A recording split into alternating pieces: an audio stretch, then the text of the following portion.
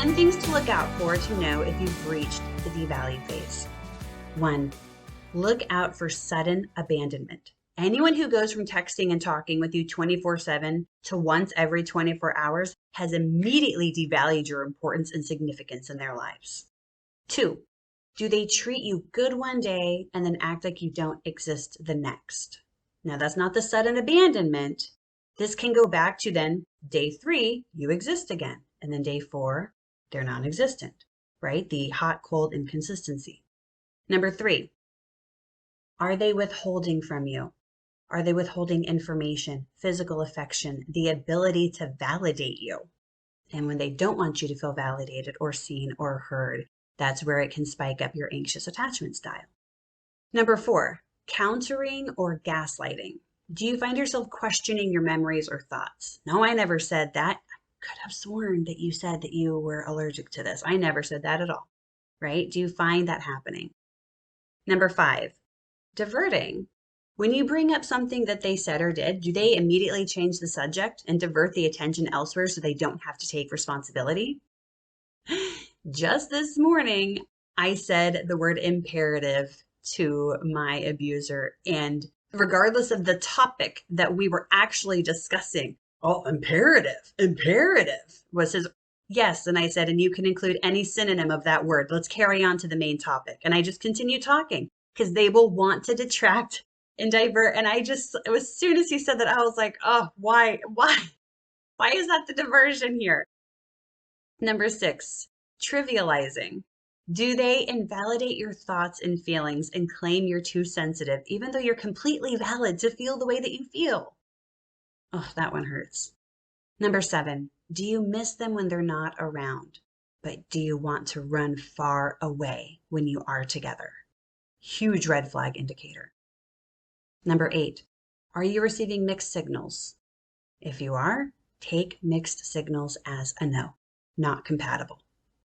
Number 9, are you suppressing your personality to avoid conflicts? Are you not feeling safe to be your authentic self? And number 10, do you keep asking, is it me or them? Who's the problem? What's going on? Who caused this? Who's really at fault? Is it me or them? If you have to ask, it's probably them. I think I mentioned this in a previous podcast, but there was a recent example where a covert narcissist was love bombing me and went from 24/7 attention to one text every 22 hours. Okay. So immediately my central nervous system bells were ringing with a dopamine drop. And I said to him, I quote, right? This was something I have saved the screenshot. I want to invest my time into someone who can't go a day without speaking to me. That's my boundary. The message was read. He was on social media, probably love bombing another girl.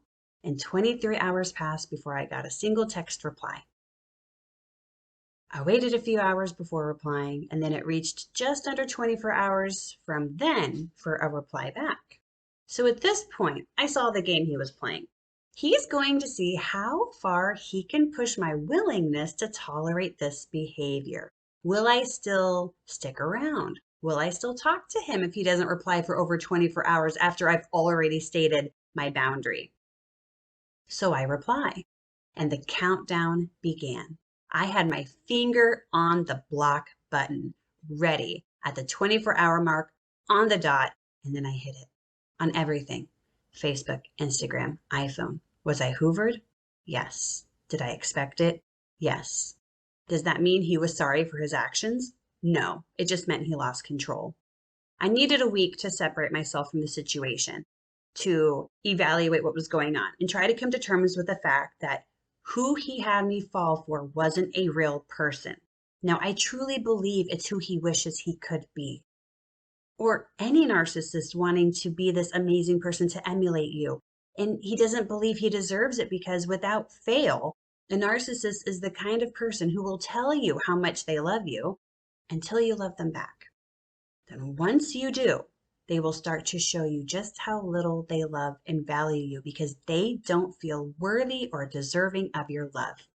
So they will show you all of their shadows to see if you'll still stick around. But guys, that's not love.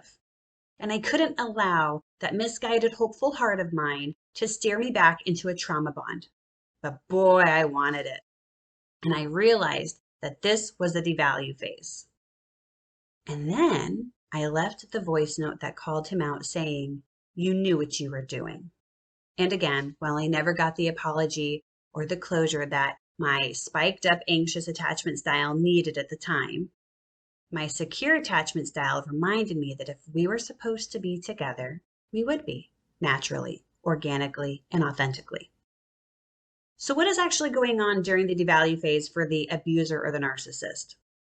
I mean, they invested however much time into you as to get you emotionally involved with them that they're so arrogant to think that they have you, as if you're some possession, that they've found someone else to love bomb. They're like a jewel collector and they go around, they find a jewel. That's right. You were targeted, not the other way around, right? They found you and they buffed you and they polished you and they cleaned you up so bright and shiny. And once they've got you set in a band and they put you on a shelf and they move on to the next jewel to buff and to polish and to clean while you sit there begging to be worn and you feel insecure the entire time that you must not be pretty or lovable anymore, or you gained 2 pounds. Sidebar. Most of my clients in this stage ask this singular question: why me? Why was I chosen? You were targeted due to your good-hearted, kind, and empathic nature. You were a challenge for them and for their ego. They knew that if they were themselves, if the mask was removed, you would not ever give them a chance at face value. So they became who you would have wanted them to become and got you emotionally hooked. Then they let the mask slip, and it's very evil. And the compassionate side of me wants to also add in that they must have felt so unloved and not good enough as kids that they're used to pretending to be someone else for various people in order to get a certain person's approval or acceptance. Those are manipulative tactics, but to them, it wasn't a malicious act as a child. They were survival tactics. And while I can give compassion for that, understandably so, as they grow up in that environment, it's how they treat you afterward that makes it evil. And now, as adults, not doing anything about it, going to therapy or getting this self awareness and going down that healing journey themselves. Now, this leads me to some intentional recommendations. But before we get there, the devalue phase is where you have the best chance to walk away unscathed. Yes, you still are going to go through the dopamine drop.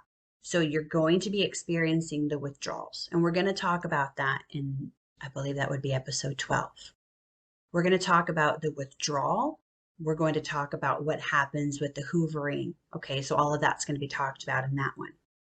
But the devalue phase itself is tough because this is where it can stop immediately. I mean, it can be stopped immediately when you recognize you're being love bombed.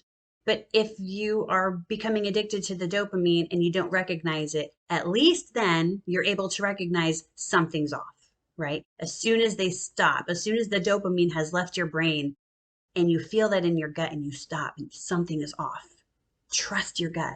This is where you can start to listen to that inner voice, and she or he becomes stronger and stronger and stronger.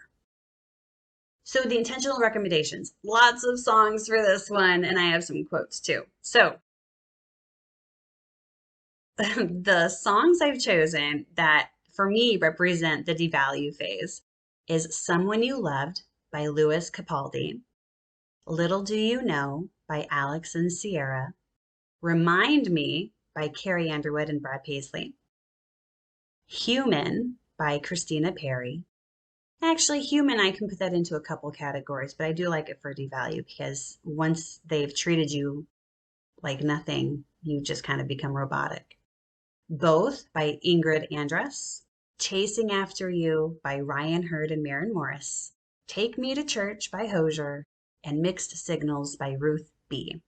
Now, a quote from a diagnosed recovering narcissist says, quote, I didn't know I was a narcissist, actually. I thought narcissism meant you love yourself. And then someone told me there's a flip side to it. So it's actually drearier than self-love. It's unrequited self-love, unquote. Now, a quote off of Instagram read, quote, "You can't force someone to respect you, but you can refuse to be disrespected."